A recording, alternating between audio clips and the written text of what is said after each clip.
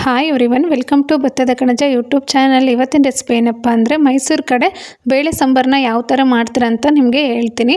ತುಂಬ ಚೆನ್ನಾಗಿರುತ್ತೆ. ಇದಕ್ಕೆ ಇಂಗ್ರೀಡಿಯೆಂಟ್ಸ್ ಕೂಡ ನಾನು ಸ್ಟಾರ್ಟಿಂಗಲ್ಲೂ ಹಾಕಿರ್ತೀನಿ, ಎಂಡಲ್ಲಿ ಕೂಡ ಹಾಕಿರ್ತೀನಿ ಮತ್ತು ಡಿಸ್ಕ್ರಿಪ್ಷನಲ್ಲಿ ಕೂಡ ಹಾಕಿರ್ತೀನಿ. ತುಂಬ ಚೆನ್ನಾಗಿರುತ್ತೆ ಇದು ಮೈಸೂರು ಕಡೆ ಮಾಡುವಂಥ ಬೇಳೆ ಸಾಂಬಾರು. ಆಲ್ರೆಡಿ ನಾನು ಬೆಂಗಳೂರು ಕಡೆ ಆಗಿರಲಿ ಹೋಟೆಲ್ನಲ್ಲಿ ಮಾಡುವಂಥ ಸಾಂಬಾರು ಪೌಡ್ರದ್ದು ನಿಮಗೆ ವಿಡಿಯೋ ಶೇರ್ ಮಾಡಿದ್ದೀನಿ. ಅದೇ ಥರ ಇದು ಸ್ವಲ್ಪ ಚೇಂಜ್ ಆಗುತ್ತೆ, ಕೆಲವೊಂದು ಇಂಗ್ರೀಡಿಯೆಂಟ್ಸ್ ಚೇಂಜ್ ಆಗುತ್ತೆ ಮತ್ತು ಕೆಲವೊಂದು ಇಂಗ್ರೀಡಿಯೆಂಟ್ಸ್ನ ಕಡಿಮೆ ಹಾಕಿರ್ತಾರೆ.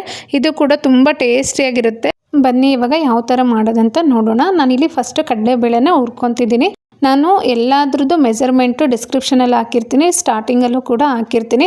ಒಂದೊಂದೇ ಮೆಜರ್ಮೆಂಟ್ ಹೇಳ್ಕೊಂತ ನಾನು ಈ ವಿಡಿಯೋ ಮಾಡಿದರೆ ಲೆಂತಿ ಆಗಿಬಿಡುತ್ತೆ. ಅದಕ್ಕೋಸ್ಕರ ಜಸ್ಟ್ ಯಾವ ಥರ ಫ್ರೈ ಮಾಡ್ಕೊಬೇಕಂತ ಹೇಳ್ತಾ ಹೋಗ್ತೀನಿ. ಫಸ್ಟು ಕಡಲೆಬೇಳೆನ ಈ ಥರ ಬ್ರೌನ್ ಆಗೋ ಥರ ಫ್ರೈ ಮಾಡಿಕೊಂಡೆ. ಇವಾಗ ತೊಗರಿಬೇಳೆ ಕೂಡ ಹಾಕ್ಕೊತಿದ್ದೀನಿ. ಇದು ಕೂಡ ಕಲರ್ ಚೇಂಜ್ ಆಗೋವರೆಗೂ ಹುರ್ಕೋಬೇಕು. ಬಟ್ ಏನಪ್ಪ ಅಂದರೆ ಹೈ ಫ್ಲೇಮ್ ಇಟ್ಕೊಂಡು ನೀವು ಕಾಳುಗಳನ್ನೆಲ್ಲ ಹುರ್ಕೊಳಕ್ಕೆ ಹೋಗಬೇಡಿ. ಸ್ವಲ್ಪ ಲೋ ಫ್ಲೇಮ್ ಇಟ್ಕೊಂಡೆ ನಿಧಾನಕ್ಕೆ ಎಣ್ಣೆ ಹಾಕ್ಕೊಂಡು ಏನಾದರೂ ಹುರ್ಕೋಬೇಕಪ್ಪ ಅಂತ ಕನ್ಫ್ಯೂಸ್ ಆಗಬೇಡಿ. ಎಣ್ಣೆ ಏನೂ ಹಾಕೋಂಗಿಲ್ಲ, ಹಾಗೆ ಖಾಲಿ ಬಾಣಲೆಗೆ ಇವನ್ನೇ ಕಾಳುಗಳೆಲ್ಲ ಒಂದೊಂದೇ ಹಾಕ್ಕೊಂಡು ನಿಧಾನಕ್ಕೆ ಹುರ್ಕೋಬೇಕಷ್ಟೆ. ಇವಾಗ ಉದ್ದಿನಬೇಳೆ ಹಾಕ್ಕೊಂಡು ಕೂಡ ಕಲರ್ ಚೇಂಜ್ ಆಗೋವರೆಗೂ ಹುರ್ಕೊಂಡೆ. ಎಲ್ಲ ಕಾಳುಗಳು ಇದೇ ಥರನೇ ಫ್ರೈ ಮಾಡ್ಕೋಬೇಕು. ಪ್ರತಿಯೊಂದೂ ಕಲರ್ ಚೇಂಜ್ ಆಗಬೇಕು ಮತ್ತು ಘಮ ಬರಬೇಕು. ಆ ಕಾಳಿಂದ ಏನಿರುತ್ತೋ ಅದ್ರದ್ದು ಘಮ ಬರಬೇಕು, ಅಲ್ಲೇವರೆಗೂ ಫ್ರೈ ಮಾಡಬೇಕು. ನೀವು ಹುರ್ಕೋಬೇಕಪ್ಪ ಅಂತಂದು ಜಸ್ಟ್ ಬರೀ ಪಾತ್ರೆ ಅಷ್ಟೇ ಬಿಸಿ ಆದ ತಕ್ಷಣ ಹಾಕ್ಬಿಟ್ಟು ತೆಗಿಯೋದಲ್ಲ. ಸ್ವಲ್ಪ ಅದ್ರದ್ದು ಘಮ ಬಂದು ಕಲರ್ ಚೇಂಜ್ ಆಗಬೇಕು, ಅಲ್ಲೇವರೆಗೂ ಇದೇ ಥರ ಹುರ್ಕೋಬೇಕು. ಒಂದು ದೊಡ್ಡ ಪಾತ್ರೆ ಇಟ್ಕೊಂಬಿಡಿ, ಒಂದೊಂದೇ ಹುರ್ಕೊಂಡು ಅದರೊಳಗೆ ಹಾಕ್ಕೊಂಬಿಡ್ಬೋದು. ಮತ್ತು ಇವನ್ನ ಬಿಸಿ ಬಿಸಿ ಅಂತಂದು ಎಲ್ಲ ಒಂದ್ರಾಗೆ ಹಾಕಬೇಡಿ, ಯಾಕಂದರೆ ಒಂದ್ರ ಮೇಲೆ ಒಂದು ಕಾಳು ಹಾಕೋದ್ರಿಂದ ಕೆಳಗಡೆ ನೀರು ಹೊಡಿಯೋ ಚಾನ್ಸಸ್ ಇರುತ್ತೆ. ಅದಕ್ಕೋಸ್ಕರ ಒಂದು ಪೇಪರ್ ಹಾಕ್ಕೊಂಬಿಡಿ. ಅದ್ರ ಪಾತ್ರೆ ಒಳಗಡೆ ಪೇಪರ್ ಹಾಕ್ಕೊಂಡು ಅದ್ರ ಮೇಲೆ ಒಂದೊಂದೇ ಬಿಸಿ ಮಾಡಿ ಅದೇ ಪಾತ್ರೆಗೆ ಹಾಕ್ಕೋಬೋದು. ಇಲ್ಲಾಂದ್ರೆ ಒಂದು ಪೇಪರು ಇಲ್ಲ ದೊಡ್ಡವೇನಾದರೂ ಅಗ್ಲಂದು ಪರಾತ ಥರ ಇತ್ತಪ್ಪ ಅಂತಂದರೆ ಅದ್ರ ಮೇಲೆ ಎಲ್ಲನೂ ಹುರ್ಕೊಂಡು ಗಾಳಿಗೆ ಬೇಕಾದ್ರೆ ಇಡ್ಬೋದು.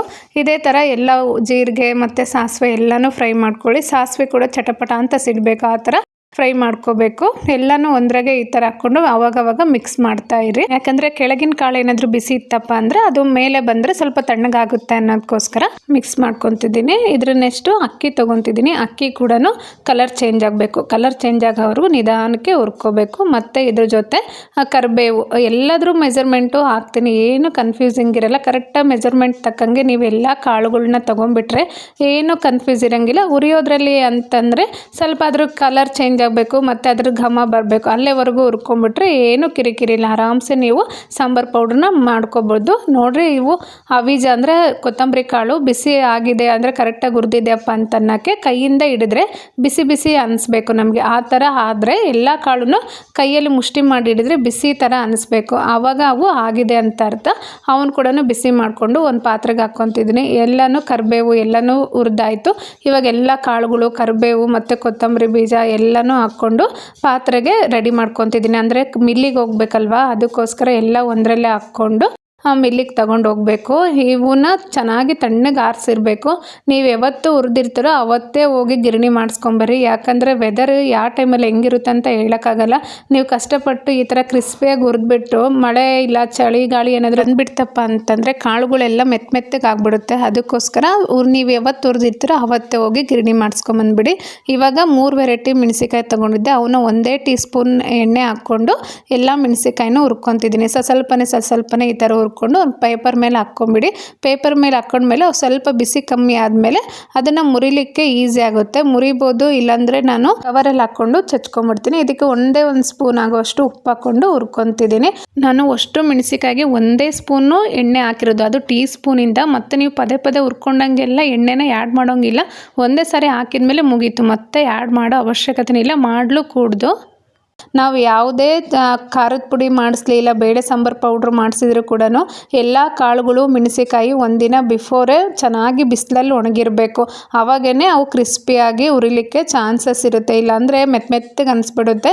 ಇವಾಗ ಒಂದು 2 ಕೊಂಬು ಅರಿಶಿನ ಹಾಕ್ಕೊಂಡು ಚಚ್ಕೊಂಡು ಅದಕ್ಕೆ ಹಾಕ್ಕೊತಿದ್ದೀನಿ. ಇಂಗು ಕೂಡ ಇಷ್ಟೇ ಒಂದೇ ಒಂದು ಇಂಚು ಅಷ್ಟು ಇಂಗನ್ನ ತೊಗೊಂಡು ಈ ಥರ ಕುಟ್ಬಿಟ್ಟು ಆ ಕಾಳುಗಳ ಜೊತೆ ಹಾಕ್ಬಿಡಿ. ಇದು ಟೇಸ್ಟ್ ಚೆನ್ನಾಗಿ ಕೊಡುತ್ತೆ ಮತ್ತು ಡೈಜೆಷನ್ಗೆ ಹೆಲ್ಪ್ ಆಗುತ್ತೆ ಅಂತ ಒಂಚೂರು ಇಂಗನ್ನ ಮಿಕ್ಸ್ ಮಾಡ್ಕೊತಿದ್ದೀನಿ.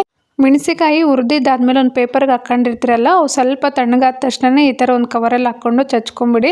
ಈ ಥರ ಚಚ್ಕೊಳೋದ್ರಿಂದ ಬೇಗನೆ ಬ್ರೇಕ್ ಆಗುತ್ತೆ. ಕೈಯಿಂದ ಬಿಡಿಸೋದು ತಪ್ಪುತ್ತೆ, ಯಾಕಂದರೆ ಕ್ವಾಂಟಿಟಿ ಜಾಸ್ತಿ ಇದ್ದಾಗ ಒಂದೊಂದೇ ಕಾಯಿನ ಮುರ್ಕೊಂತ ಕುತ್ಕೊಂಡ್ರೆ ಟೈಮ್ ಆಗುತ್ತಪ್ಪ ಅಂತಂದರೆ ಈ ಥರ ಚಚ್ಕೊಂಬಿಡಿ. ಚಚ್ಕೊಂಡು ಒಂದು ದೊಡ್ಡದೊಂದು ಪ್ಲಾಸ್ಟಿಕ್ ಪುಟ್ಟಿ ಒಳಗೆ ಹಾಕ್ಕೊಂಡು ಎಲ್ಲನೂ ಕಾಳು ಮತ್ತು ಮೆಣಸಿಕಾಯಿನ ಎಲ್ಲನೂ ಮಿಕ್ಸ್ ಮಾಡ್ಕೊಂಬಿಡಿ. ಮಿಕ್ಸ್ ಮಾಡಿಬಿಟ್ಟು ಗಿರಣಿ ಮಾಡಿಸ್ಕೊಂಬಂದ್ಬಿಟ್ರೆ ಈ ಥರ ಬೇಳೆ ಸಾಂಬಾರು ಪೌಡ್ರು ರೆಡಿ ಆಗಿಬಿಡುತ್ತೆ. ತುಂಬ ಟೇಸ್ಟಿಯಾಗಿರುತ್ತೆ. ಇದನ್ನು ಗಿರಣಿ ಮಾಡಿಸ್ಕೊಂಬಂದ್ಮೇಲೆ ಒಂದು ಪೇಪರ್ ಆಗಲಿ ಇಲ್ಲಾಂದರೆ ಒಂದು ಬಟ್ಟೆ ಮೇಲೆ ಆಗಲಿ ಆರ್ಲಿಕ್ಕೆ ಬಿಟ್ಬಿಡಿ. ಆರಿದ ಮೇಲೇ ಈ ಥರ ಜರಡಿ ಮಾಡ್ಕೋಬೇಕು. ಬಿಸಿ ಬಿಸಿ ಇದೆ, ಹಾಗೆ ನೀವು ಬಾಕ್ಸಿಗೆ ತುಂಬಿಟ್ಬಿಟ್ರೆ ಕಪ್ಪು ಬಂದ್ಬಿಡುತ್ತೆ ಸಾಂಬಾರು ಪೌಡರು. ಅದಕ್ಕೋಸ್ಕರ ತಣ್ಣಗಾಕ್ಬಿಟ್ಟು ತಣ್ಣಗಾದ್ಮೇಲೆ ಈ ಥರ ಜರಡಿ ಮಾಡ್ಕೊಂಬಿಡಿ. ಜರಡಿ ಮಾಡ್ಕೊಳೋದ್ರಿಂದ ಹುಳ ಬೀಳಲ್ಲ ಅಂತಾರೆ, ಅದಕ್ಕೋಸ್ಕರ ನೀವು ಜರಡಿ ಮಾಡ್ಕೊಂಬಿಡಿ. ಇನ್ನೊಂದು ಟ್ರಿಕ್ ಏನಪ್ಪ ಅಂದರೆ, ನೀವು ಎಲ್ಲ ಖಾರ ಪುಡಿನ ಬಾಕ್ಸ್ ಒಳಗೆ ತುಂಬ್ತಿರಲ್ವ, ಬಾಕ್ಸಿಗೆ ತುಂಬಿದ ಮೇಲೆ ಮೇಲ್ಗಡೆ ಒಣ ಕರಿಬೇವನ್ನ ಹಾಕಿಟ್ರೂ ಕೂಡ ಹುಳ ಬೀಳಲ್ಲ ಅಂತಾರೆ. ಆ ಟ್ರಿಕ್ ಕೂಡ ಯೂಸ್ ಮಾಡಿ. ನಿಮಗೆ ಇನ್ಯಾವ ಟ್ರಿಕ್ ಗೊತ್ತಿದ್ರೆ ಕಮೆಂಟ್ ಮಾಡಿ. ನೀವು ಸಾರು ಮಾಡ್ಬೇಕಾದ್ರೆ ನಿಮಗೆ ಎಷ್ಟು ಕ್ವಾಂಟಿಟಿ ಅಂದರೆ 1 ಸ್ಪೂನೋ 2 ಸ್ಪೂನೋ ನೋಡಿ ಒಂದ್ಸರಿ ಮಾಡಿದ್ರೆ ನಿಮಗೆ ಮೆಜರ್ಮೆಂಟ್ ಗೊತ್ತಾಗ್ಬಿಡುತ್ತಲ್ವ, ಅದ್ರ ತಕ್ಕಂಗೆ ನೀವು ಈ ಪುಡಿನ ಯೂಸ್ ಮಾಡ್ಕೋಬೋದು. ನೀವು ಈ ಥರ ಒಂದು ಸ್ಟೀಲಿನ ಡಬ್ಬೆಲ್ಲಿ ಹಾಕಿಟ್ಟಿರ್ತೀರಲ್ಲ, ಇದನ್ನು ಕರಿಬೇವು ಹಾಕ್ಬಿಟ್ಟು ಮುಚ್ಚಿಬಿಡಿ. ನಿಮಗೆ ಡೈಲಿ ಯೂಸಿಗೆ ಎಷ್ಟು ಬೇಕೋ ಚಿಕ್ಕ ಡಬ್ಬೆ ಒಳಗೆ ತಕ್ಕೊಂಬಿಟ್ಟು ಉಳಿದಿದ್ದನ್ನ ಮುಚ್ಚಿಟ್ಬಿಡಿ. ನಿಮಗೆ ಆ ಡಬ್ಬೆ ಒಳಗೆ ಖಾಲಿ ಆದಂಗೆಲ್ಲ ತಕ್ಕೋಬೋದು. ಈ ಬೇಳೆ ಸಾಂಬಾರು ಪೌಡ್ರಂತೂ ನೀವು 2 ಸ್ಪೂನ್ ಹಾಕ್ರಿ, ಮನೆಯೆಲ್ಲ ಘಮ ಘಮ ಅಂತಿರುತ್ತೆ, ಅಷ್ಟು ಟೇಸ್ಟಿಯಾಗಿರುತ್ತೆ. ಇಡ್ಲಿಗೆ ಸಾಂಬಾರು ಮಾಡಿದಾಗ ಕೂಡ ಈ ಪೌಡ್ರನ್ನ ಯೂಸ್ ಮಾಡ್ಬೋದು. ಸಖತ್ ಟೇಸ್ಟ್ ಇರುತ್ತೆ. ಇಡ್ಲಿಗಂತೂ ಸಖತ್ ಕಾಂಬಿನೇಷನ್ ಅಂತಲೇ ಹೇಳ್ಬೋದು ಈ ಪೌಡ್ರ್ ಸಾಂಬಾರು. ಬೇಳೆ ಸಾಂಬಾರಂತೂ ಘಮ ಘಮ ಅಂತಿರುತ್ತೆ. ಅದಕ್ಕೊಂದು ಸ್ವಲ್ಪ ತುಪ್ಪ ಹಾಕ್ಕೊಂಡು ಊಟ ಮಾಡಿಬಿಟ್ರಂತೂ ಅನ್ನ ಖಾಲಿ ಆಗಿದ್ದೇ ಗೊತ್ತಾಗಲ್ಲ. ನೀವು ಕೂಡ ಟ್ರೈ ಮಾಡಿ. ಮೆಜರ್ಮೆಂಟ್ ಕೂಡ ನಾನು ಸ್ಟಾರ್ಟಿಂಗಲ್ಲೂ ಮತ್ತು ಎಂಡಲ್ಲೂ ಮತ್ತು ಡಿಸ್ಕ್ರಿಪ್ಷನಲ್ಲಿ 3 ಕಡೆನೂ ನಾನು ಮೆನ್ಷನ್ ಮಾಡಿರ್ತೀನಿ. ಕರೆಕ್ಟಾಗಿ ಅದೇ ಅಳತೆಯಲ್ಲೇ ತಂದುಬಿಟ್ಟು ಈ ಥರ ಹುರ್ಕೊಂಡು ಈ ಪೌಡ್ರ್ ಮಾಡಿ ಇಟ್ಕೊಂಬಿಡಿ. ನೀವು ಮಾಡಿದ ಮೇಲೆ ಹೇಗೆ ಬಂತಂತ ಕಾಮೆಂಟ್ ಮಾಡಿ, ಲೈಕ್ ಮಾಡಿ, ಶೇರ್ ಮಾಡಿ, ಸಬ್ಸ್ಕ್ರೈಬ್ ಆಗೋದನ್ನ ಮಿಸ್ ಮಾಡಬೇಡಿ. ನಿಮ್ಮ ಪ್ರೀತಿಯ ಆಶೀರ್ವಾದ ಸದಾ ನನ್ನ ಚಾನಲ್ ಮೇಲೆ ಹೀಗೆ ಇರಲಿ ಅಂತ ಕೇಳ್ಕೊತಾ ಇವತ್ತಿನ ಈ ರೆಸಿಪಿನ ಇಲ್ಲಿಗೆ ಮುಗಿಸ್ತಿದ್ದೀನಿ. Thank you all.